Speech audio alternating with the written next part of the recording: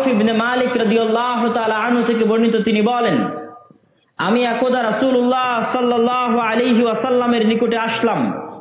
রাসূল সাল্লাল্লাহু আলাইহি ওয়াসাল্লাম আমাকে কিয়ামতের আলামত গণালেন, আমার হাতে গণালেন। তার মধ্যে একটি আলামত রাসূল সাল্লাল্লাহু আলাইহি ওয়াসাল্লাম বললেন, সায়াকুনু হুদনাতুন মা'আর রোম, ইয়ানি সাতাকুনু হুদনাতুন বাইনাল মুসলিমিনা ওয়ার রোম। রোমান খ্রিস্টানদের সাথে মুসলমানদের একটি চুক্তি হবে, আর রোমান খ্রিস্টানেরা এবং মুসলমানেরা চুক্তিবদ্ধ হয়ে তৃতীয় কমন শত্রুর বিরুদ্ধে যুদ্ধ করবে, তথা রোমান খ্রিস্টানদের শত্রু আর মুসলমানদের শত্রু এক। তৃতীয় কমন শত্রুর বিরুদ্ধে মুসলমানেরা যুদ্ধ করবে। এই যুদ্ধে রোমান খ্রিস্টান এবং মুসলমানেরা বিজয়ী হবে। বিজয়ী হওয়ার পর একজন খ্রিস্টান দাঁড়িয়ে বলবে যে আমরা আজকে বিজয়ী হয়েছি লিহাজা সলিব, এই ক্রুশের কারণে, গলায় ঝুলানো ক্রুশ দেখিয়ে বলবে এটার কারণে আজকে আমরা বিজয়ী হয়েছি। তখন একজন মুসলমানের আঁতে ঘা লাগবে, সে দাঁড়িয়ে উঠে তার ক্রসটা ভেঙে দিবে। যখন ভেঙে দিবে তখন রোমান এবং মুসলমানেরা পরস্পরের বিরুদ্ধে যুদ্ধ করার জন্য দাঁড়িয়ে যাবে। রোমান খ্রিস্টান এবং মুসলমানেরা।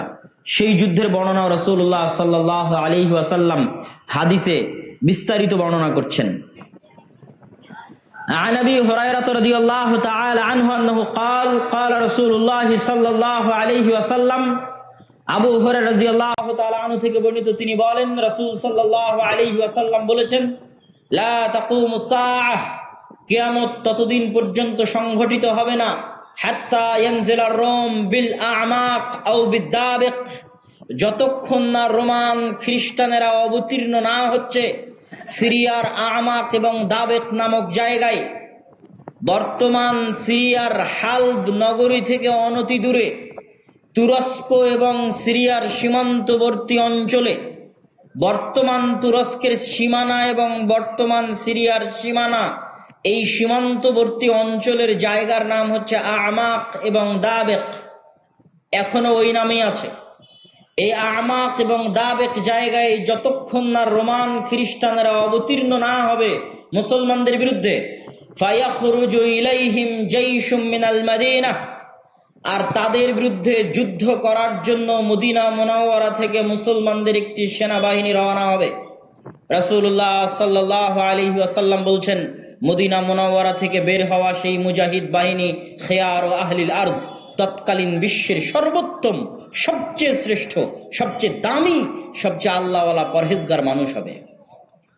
মদিনা মুনাওয়ারা থেকে ওই দিন যারা বের হবে যুদ্ধের জন্য, সিরিয়ার মাটিতে যুদ্ধ করার জন্য, রাসূলুল্লাহ সাল্লাল্লাহু আলাইহি সাল্লাম বলছেন খিয়ার ও আহলিল আরজ, তৎকালীন বিশ্বের সর্বশ্রেষ্ঠ আল্লাহওয়ালা পরহেজগার মানুষেরা সেই দিন মদিনা থেকে বের হবে, মদিনা মুনাওয়ারা থেকে বের হবে যুদ্ধের জন্য। যুদ্ধের কথা বর্ণনা করতে গিয়ে রাসূলুল্লাহ সাল্লাল্লাহু আলাইহি ওয়াসাল্লাম বলেন, ফায়ুকাতিলুহুম ফায়ানহাজিমু থুলুথুন লা ইয়াতুবুল্লাহ তাওবাতাহুম আবাদা, ওই দিন মুসলমানেরা 3 ভাগে বিভক্ত হয়ে যাবে। এক ভাগ যুদ্ধের মাঠ ছেড়ে পালিয়ে যাবে, আল্লাহ কোনোদিন এদের তওবা কবুল করবেন না। একদল মুসলমান যুদ্ধের মাঠ ছেড়ে পালিয়ে যাবে, আল্লাহর নবী বলছেন সাল্লাল্লাহু আলাইহি ওয়াসাল্লাম, লা ইয়াতুব, আল্লাহ কোনোদিন তাদের তওবা কবুল করবেন না, আবাদা, কোনোদিন আল্লাহ সুবহানাহু ওয়া তাআলা তাদের তওবা কবুল করবেন না। ওয়ায়ুকতালু সুলুসুহুম, 3 ভাগের 1 ভাগ ওই যুদ্ধে মারা যাবে। রাসূলুল্লাহ সাল্লাল্লাহু আলাইহি ওয়াসাল্লাম বলছেন, আফজালুশ শুহাদা ইনদাল্লাহ, আল্লাহর নিকটে সর্বশ্রেষ্ঠ শহীদ বলে গণ্য হবে ওই যুদ্ধে যারা যুদ্ধ করে শাহাদত অর্জন করবে, শহীদ হয়ে যাবে 3 ভাগের 1 ভাগ মুসলমান, তারা আল্লাহর দরবারে সর্বশ্রেষ্ঠ শহীদ হিসেবে বিবেচিত হবে। রাসূলুল্লাহ সাল্লাল্লাহু আলাইহি ওয়াসাল্লাম বললেন, ওয়ায়াফতাতিহুস সুলুস, আর 3 ভাগের 1 ভাগ বিজয় লাভ করবে রোমানদের উপরে, 3 ভাগের 1 ভাগ বিজয় লাভ করবে রোমানদের উপরে। লা ইফতানুনা আবাদান, এরা কোনোদিন আর কিয়ামত পর্যন্ত ফিতনায় পতিত হবে না, এবং এদের হাত দিয়ে ইফতাতিহুনা কুস্তুনতুনিয়া, কুস্তুনতুনিয়া বিজয় হবে। কুস্তুনতুনিয়া কি? আগের হাদিসেও দেখেছেন আল্লাহর নবী বলেছে বাইতুল মাকদেসের